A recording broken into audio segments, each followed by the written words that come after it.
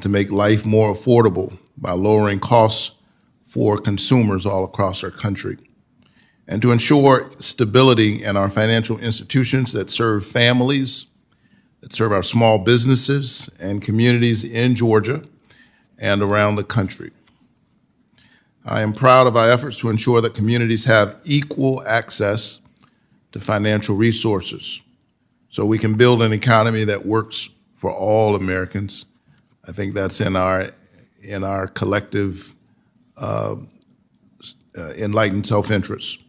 Today's hearing is about protecting Americans from junk fees in financial services, and it will examine the exploitative fee practices that fall under the jurisdiction of this committee.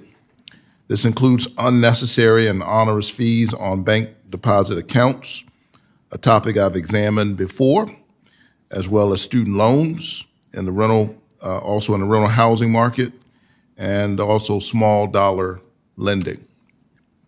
We understand that many fees do indeed help fund critical services and products. And so I want to say that at the outset. Not all fees are the same. Some fees are excessively high. Some fees are unclear. And some fees exist solely so that large corporations can pad their bottom lines on the backs of hardworking families. These fees provide no economic value. They're a drag on the American economy. In business school, economists call this, quote, rent seeking. But today I will say that what we all know they actually are. They're junk fees.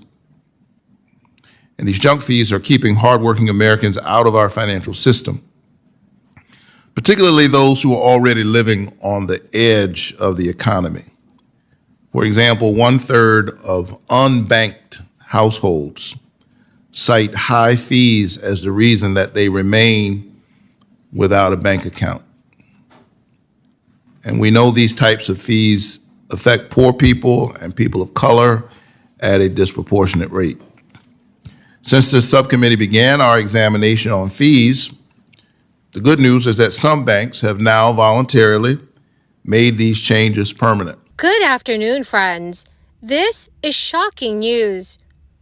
House Speaker Kevin McCarthy says that a government shutdown could be averted with a temporary budget deal. But the White House has blasted Republicans' plans to cut Social Security and Medicare. So Democrats are expected to pass their own plan that will not only expand Social Security, but also boost the benefits. My dearest friends, please make sure that you watch until the end of this video for the complete details. Also, this coming Friday, I will be announcing several winners for the Walmart gift card giveaway. If you would like to enter these weekly giveaway, friends, please click and like several of my videos, and then comment below the keyword of each video that you watch. The more videos that you watch and then comment on, friends, the greater your chances of winning the giveaways. The White House is intensifying its efforts in anticipation of an upcoming budget season that promises to be contentious. In a memo, Andrew Bates, the White House Deputy Press Secretary and Senior Communications Advisor, criticized Republican strategies for reducing the deficit. Reducing the deficits is a key focus for conservatives as they strive to curtail government expenditures and trim down programs during negotiations for federal government funding. All lawmakers must reach a deal by the end of September, but the fact is they will have less than 2 weeks to negotiate. A recent report from the Republican Study Committee outlined spending priorities and reforms, including adjustments to the Social Security retirement age. The proposal suggests making modest changes to the benefit formula for those not approaching retirement age. It also includes modifications to the retirement age to accommodate longer life expectancies for future retirees. The memo from the White House emphasized they will not support any cuts or delays in retirement benefits for senior citizens who are close to or are in retirement.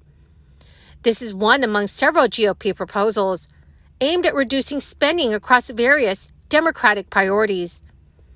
And just last month, the Republican members of the House Appropriations Committee introduced a series of bills to fund federal agencies until 2024, featuring allocations significantly lower than President Biden's budget request.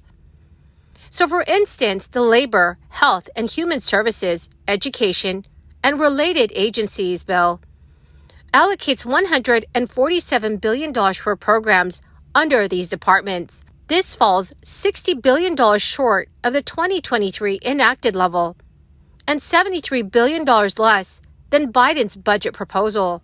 Andrew Bates asserted that the Republicans are seeking to cut programs that offer earned benefits while providing tax breaks to corporations and high-income individuals. The topic of deficit reduction is poised to be a major point of contention when Congress reconvenes to avert a potential government funding shutdown. Bates highlighted President Biden's proposals to reduce deficits by approximately $3 trillion, which includes implementing a minimum tax on billionaires and increasing corporate taxes. The plan was swiftly criticized by Republicans as unrealistic, even though Speaker of the House Kevin McCarthy vowed not to entertain cuts to Medicare and Social Security in the debt ceiling deal. He indicated in June that more cuts will be necessary. He also acknowledged that mandatory spending, encompassing Medicare, Social Security, and interest on the debt, is a primary budget driver. McCarthy mentioned considering the establishment of a commission to address the national debt, although he hasn't specified that Medicare and Social Security would be targets for cuts. His statement suggests he's contemplating such actions. Senator Ron Wyden, the leading lawmaker on the Senate Finance Committee, cautioned that forming a commission could lead to difficulties, describing it as a recipe for problems. Recently introduced by Senators Bernie Sanders and Elizabeth Warren, the Social Security Expansion Act sets out to ensure the financial stability of Social Security into the close of the 21st century, all while improving benefits. The proposed legislation entails a 12.4% tax on investment income for individuals earning $200,000 or more, and married couples earning $250,000 or more every year. This will be aligned with the combined payroll rates for employees and employers. Outlined in a bill fact sheet, the legislation also aims to raise a special minimum benefit to 125% of the poverty line, amounting to over $18,000 for a single worker who had worked their full career. Additionally, the bill endeavors to increase the initial income percentage. It is a bend point from 90 to 95%. This means that moving forward, 95% of the first $1,115 in monthly wages would contribute to Social Security benefits, as opposed to 90%. This adjustment is structured to grant proportionally higher benefit increases to lower-income workers. Senator Sander's office estimates that the average annual Social Security benefit will see an increase of about $2,400 a year. Well, my beautiful and my most amazing friends, that is the end of my daily stimulus update video for this afternoon. My dearest friends, thank you so very much for joining me here and for being part of this community. Every Friday, I will be announcing winners for the Walmart gift card giveaway. Please make sure, friends, that you enter the giveaways by clicking and liking several of my videos, and then comment below the keyword of each video that you watch. The more videos that you watch and then comment on, friends, the greater your chances of winning the giveaways. Thank you and have a wonderful and very blessed week.